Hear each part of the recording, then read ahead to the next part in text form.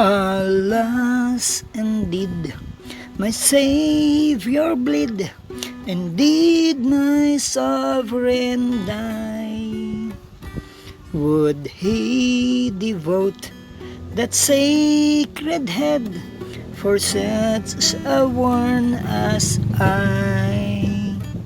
At the cross, where I first saw the light, and the burden of my heart rolled away. It was there by faith I received my sight, and now I am happy all the day. Was it for crimes that I had done? He groaned upon the tree. Amazing pity, grave unknown, and love beyond degree. At the cross, where I first saw the light, and the burden of my heart rolled away. It was there by faith I received my sight, and now I am happy all the day. Well might the sun in darkness hide, and shut his glories in, when Christ the mighty Maker died for man the creatures sin. At the cross, where I first saw the light, and the burden of my heart rolled away. It was there by faith I received my sight, and now I am happy all the day. But drop of grief can never repay the debt of love I owe. Here, Lord, I give myself away. 'Tis all that I can do. At the cross, where I first saw the light, and the burden of my heart rolled away. It was there by faith I received my sight, and now I am happy all that day. It was there by faith I received my sight, and now I am happy all the day.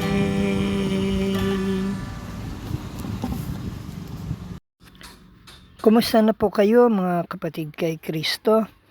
At ang awiting ito ay pinamagatang At the Cross. Ito po ay isang hymn. At ito po ay isa sa tumatak din sa aking puso nung ako ay nakapakikinig nito nung sa pangunguna po ng aming pastor na sila Pastora Olim Romero Andasan, at ganoon din ang kanyang husband na si Pastor Andasan, William Andasan. At naalala, at yung after nila, kinakanta pa rin naman namin ito nung kami ay nagtalaga na ng pamalit sa kanila na mangangalaga sa simbahan at sa mga kaluluwa. So kinakanta pa rin namin ito, at so ito ay patungkol nga lang doon sa krus, kung saan nabayubay ang Panginoong Jesucristo. Bakit niya ginawa ito bilang Diyos bumaba sa lupa para magkaroon ng kapatawaran ng tao. Dahil kahit mabuti o mabait ang tao, kahit gaya na sinasabi sa social media, sila naman daw ay maliligtas. Hindi naman daw sila gumagawa ng masama, hindi naman daw sila ang tawag dito ay nanlalamang ng kapwa, pero maliligtas daw sila sa kabutihan nila. Hindi, walang maliligtas sa kabutihan. Kailangan lamang ang pagsuko sa Panginoong Jesucristo, dahil tayo makasalanan pa rin, anak tayo ng dyablo. Nung tayo ay nagkasala, ang ating unang magulang na si Eva at Adan, pumasok ang kasalanan doon. at nagkaroon ng sumpa, at ang sumpang yun ay hindi mapuputol at yun ay hindi maibabalik ang relasyon kung hindi masusunod yung inilaang kapamaraanan ng Diyos na ipadala ang kanyang bugtong na anak na si Jesus at kilalanin si Jesus bilang tagapagligtas at mabuhay ng ayon sa nais niya. Hindi naman pwedeng ayon pa rin sa nais ng kamunduhan ng gusto natin, ng kasamaan, ng dyablo. Hindi na pwede. Kaya sabi nga doon sa kanta, sa number 4, but drop of grief can never repair.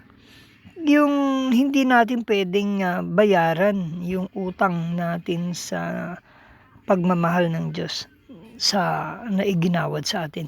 For God so loved the world that He gave His only begotten Son, so that whosoever believeth in Him will not perish but have an everlasting life.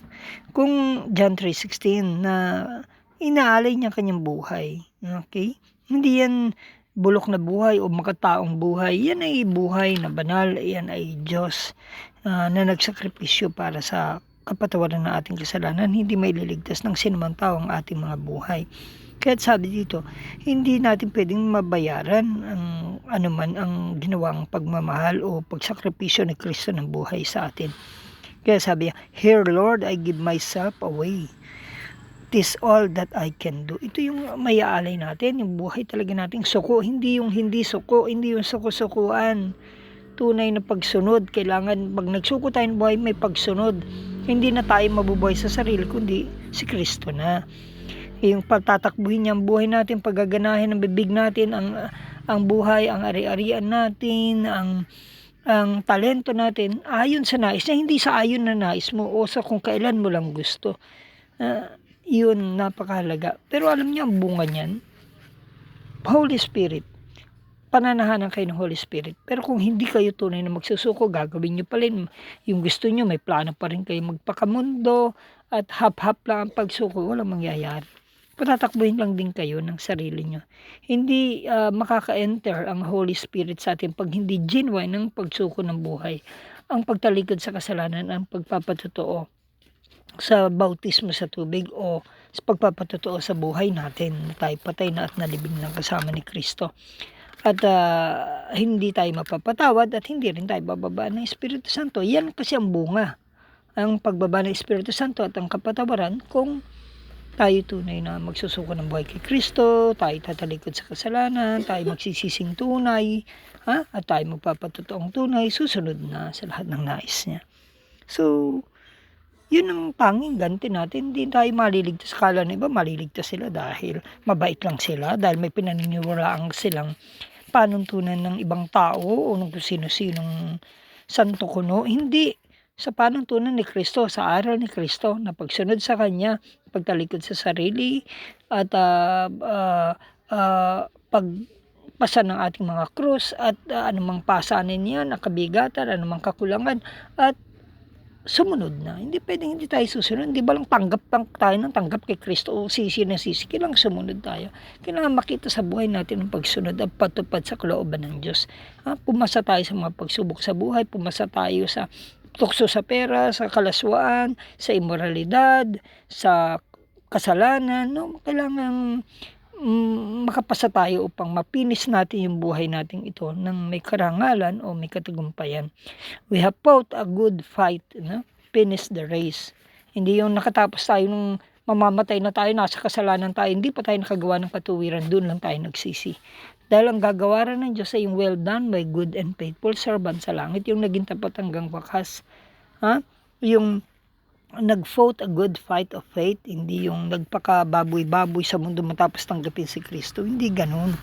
Tayo kay Kristo na lumakad ng kay Kristo, hindi sa dyablo pa rin, sa sariling gusto. Patay na tayo kay Kristo, pero kung buhay pa ang sarili mo, ang dyablo sa buhay mo, yun ang mga Diyos mo, hindi si Kristo. Akala mo lang. So, awitin natin yung kantang ito. Okay. With copy, ito, with lyrics. Alas, indeed, my Savior bled, and did my sovereign die. Would He devote that sacred head for such a one as I. At the cross, where I first saw the light, and the burden of my heart rolled away. It was there by faith I received my sight, and now I am happy all the day. Was it for crimes that I had done? He groaned upon the tree. Amazing pity, grave unknown, and love beyond degree. At the cross, where I first saw the light, and the burden of my heart rolled away.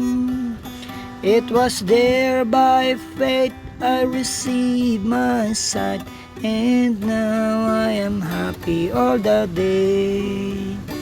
Well might the sun in darkness hide, and shut his glories in, when Christ the mighty Maker died, for man the creatures sing.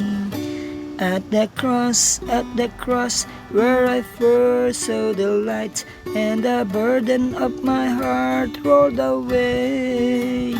It was there by faith I received my sight, and now I am happy all the day. But drop of grief can never repay the debt of love I owe. Here, Lord, I give myself away, 'tis all that I can do. At the cross, where I first saw the light, and the burden of my heart rolled away. It was there by faith I received my sight, and now I am happy all that day. It was there by faith I received my sight, and now I am happy all the day.